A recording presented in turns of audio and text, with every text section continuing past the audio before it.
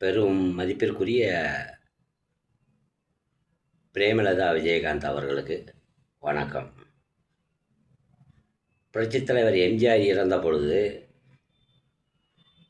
கட்சி இரண்டாக உடைந்தது. அப்பொழுது புரட்சித் தலைவி அம்மா அவர்கள் தலைமையில் ஒரு கட்சி ஒரு பிரிவாகவும், மதிப்பிற்குரிய ஜானகி எம்ஜிஆர் அவர்கள் தலைமையில் ஒரு பிரிவாகவும் இரண்டாக உடைந்தது கட்சி.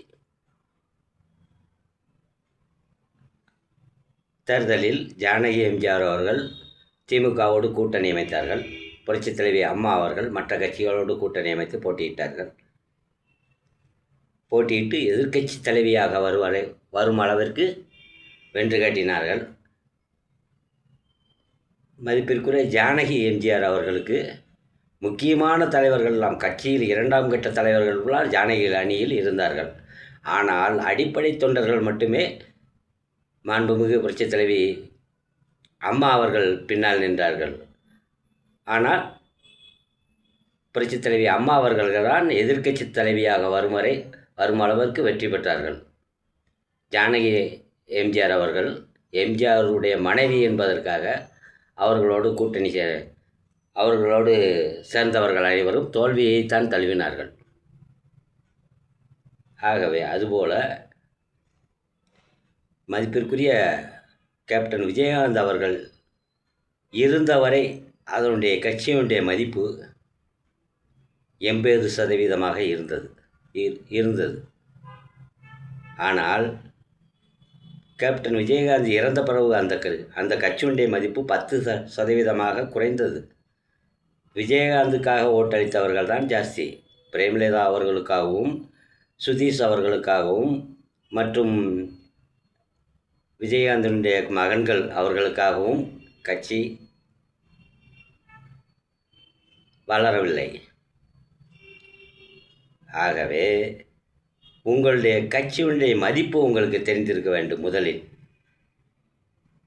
அதுக்கு தகுந்தபடி சீட்டு கேட்க வேண்டும். அதுதான் உண்மை. அது தவிர நீங்கள் எங்களுடைய கட்சிக்கு இவ்வளவு தொகுதி தான் வேண்டும் என்று வாதாடினீர்களானால் உங்களுடைய கட்சியினுடைய மதிப்பு அறிந்தவர்கள் அதற்கு ஒத்துக்கொள்ள மாட்டார்கள். ஆனால் நாம் தோற்று விடுவோம் என்று பயத்தில் இருக்கிற கட்சிகள் உங்களுக்கு அதிகமாக சீட்டு தரலாம். உங்களுக்கு பணமும் அதிகமாக கொடுக்கலாம். உங்களுக்கு ஒரு எம்பி தொகுதி கூட கொடுக்கலாம், நியமன எம்பி தொகுதி கூட கொடுக்கலாம். நீங்கள் பதவிக்கு ஆசைப்பட்டு அவர்களோடு இணைந்தீர்கள் என்றால், திராவிட முன்னேற்ற கழகத்தோடு கூட்டணி வைத்தீர்கள் என்றால், உங்களுடைய கட்சி மேலும் மரியாதை குறைமை தவிர கண்டிப்பாக நீங்கள் வளர்ச்சி பாதைக்கு செல்ல முடியாது. நான் கட்சியுடைய தொண்டர்களுடைய பேச்சை கேட்டுத்தான் நான் இந்த திமுகவோடு கூட்டணி வைப்போம் என்ற முடிவு எடுத்தேன் என்று சொல்வது மிக தவறு. கட்சியினுடைய தொண்டர்களுடைய ஆலோசனைகள் கேட்க வேண்டும். நீங்கள் கேட்டிருக்க வேண்டும். எல்லாருடைய அடிப்படை தொண்டருடைய ஆலோசனை கூட நீங்கள் கேட்டிருக்கலாம், கேட்க வேண்டும். அதுதான் முறை. ஆனால் முடிவு உங்களுடைய முடிவாக இருக்க வேண்டும். அதை விடுத்து அவர்கள் சொன்னார்கள், நான் அதனால் கூட்டணி அமைத்தேன் என்பது மிகப்பெரிய தவறு. அதை நீங்கள் புரிந்து கொள்ள வேண்டியிருக்கும். உங்களுடைய கட்சியினுடைய வளர்ச்சி பாதைக்கு அழைத்து செல்ல வேண்டுமென்றால் நீங்கள் தான் தீவிரமான முடிவு எடுக்க வேண்டும். அதை விடுத்து தவறான முடிவு எடுத்து தவறான பாதைக்கு செல்கின்றீர்கள். நீங்கள் மக்களை பற்றி சிந்திக்கவில்லை, உங்களுடைய கட்சியினுடைய வளர்ச்சியை பற்றி மட்டுமே சிந்தித்திருக்கின்றீர்கள். இதுதான் உண்மை. உங்கள் கட்சியினுடைய வளர்ச்சியை பற்றி மட்டுமே சிந்தித்திருந்தீர்கள். ஆனால் அது பின்னடைவைத்தான் சந்திக்குமே ஒழிய முன்னடைவை சந்திக்காது. நீங்கள் மக்களுடைய நன்மையை மற்றும் கருத்தில் கொண்டு கூட்டணி வைத்திருந்தீர்கள். ஆனால் உங்களுடைய கட்சி வளர்ச்சி பாதையை நோக்கி சென்று கொண்டிருக்கும். வளர்ச்சி பாதையை எட்டியிருக்கும்.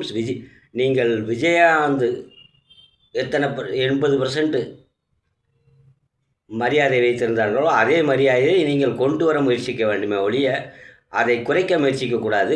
தீர்க்கமான முடிவு எடுத்திருக்க வேண்டும். தவறான முடிவு எடுத்து விட்டீர்கள் என்பதை நீங்கள் தேர்தலிலே கண்டிப்பாக உணர்வீர்கள். இருந்தாலும் உங்களுடைய கூட்டணியை பற்றி நீங்கள் இன்னும் மறுசீரமைப்பு செய்யலாம். ஏற்கனவே நிறையா பேர் சொல்லிவிட்டார்கள். யூடியூப்பில் மற்றும் ஃபேஸ்புக், வாட்ஸ்அப்பில் நிறையா பேர் உங்களுக்கு வந்து ஆலோசனைகள் சொல்லிவிட்டார்கள். அதை மதித்து திரும்ப நீங்கள் தீர்க்கமான முடிவு எடுக்கலாம். இன்னும் உங்களுக்கு டைம் இருக்கிறது. நல்ல முடிவை எடுங்கள். தவறான முடிவை எடுத்தீர்கள் என்றால் உங்கள் கட்சி சில காலங்களில் காணாமல் போய்விடும். விஜயகாந்தனுடைய புகழும் மறைந்துவிடும் என்பதை உறுதியாக சொல்கிறேன். விஜயகாந்த் இருக்கிற வரை, விஜயகாந்தனுடைய நினைவு மக்களிடம் இருக்கிற வரை விஜயகாந்த் வாழ்ந்து கொண்டிருப்பார், மக்களிடம் வாழ்ந்து கொண்டிருப்பார். விஜயகாந்த் மதிப்பிற்குரிய கேப்டன் விஜயகாந்த் அவர்களுக்கு உள்ள மரியாதை என்றுமே குறையாது. அது குறைவதற்கு நீங்கள் காரணமாக இருந்து விடாதீர்கள் என்பதை மீண்டும் தயவு செய்து கேட்டுக்கொள்கின்றேன். நன்றி, வணக்கம்.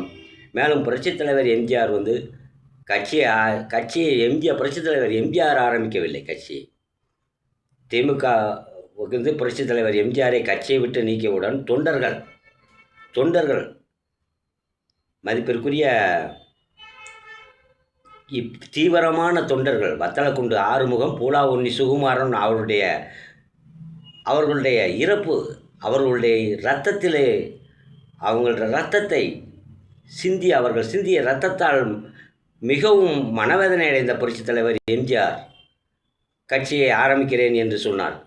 அதற்கு பிறகுதான் கட்சியை தொண்டர்களாக சேர்ந்து ஆரம்பித்தார்கள். அதற்கு புரட்சித் தலைவர் எம்ஜிஆர் அவர்கள் அண்ணா திராவிட முன்னேற்ற கழகம் என்று பெயர் சூட்டி அதற்கு இரட்டை இலை என்ற சின்னத்தை வாங்கி மிக தீவிரமாக செயல்பட்டார்கள். புரட்சித் தலைவர் இன்னும் இருந்திருந்தால் கூட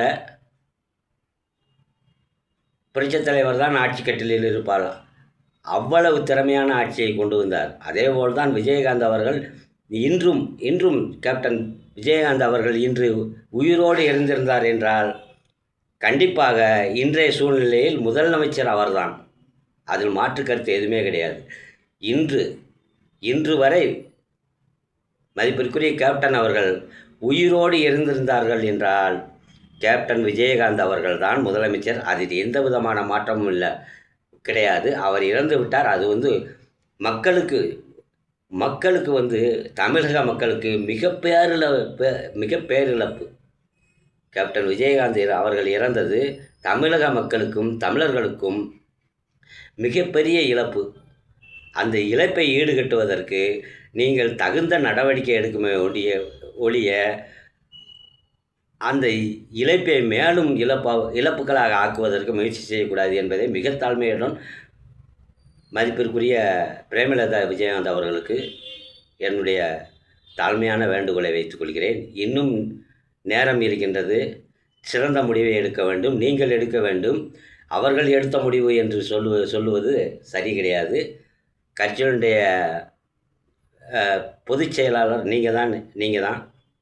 அதனால் நீங்கள் தான் சிறந்த முடிவு எடுக்க வேண்டும். ஆலோசனைகளை கேட்க வேண்டும். ஆனால் முடிவு உங்களுடைய முடிவாக இருக்க வேண்டும். அதுதான் சிறப்பாக இருக்கும். நான் தொண்டர்களுடைய பேச்சை மட்டுமே கேட்டேன், அதனால் தோற்றுவிட்டேன் என்று சொல்வது சரியான காரணமாக இருக்க முடியாது. உங்களுடைய கட்சியை அழிவு பாதையை நோக்கி செல்லாமல் உயர்வு பாதையை நோக்கி செல்ல தாங்கள் தகுந்த முயற்சி எடுக்குமாறு மிக தாழ்மையுடன் மீண்டும் கேட்டுக்கொள்கின்றேன். நன்றி, வணக்கம்.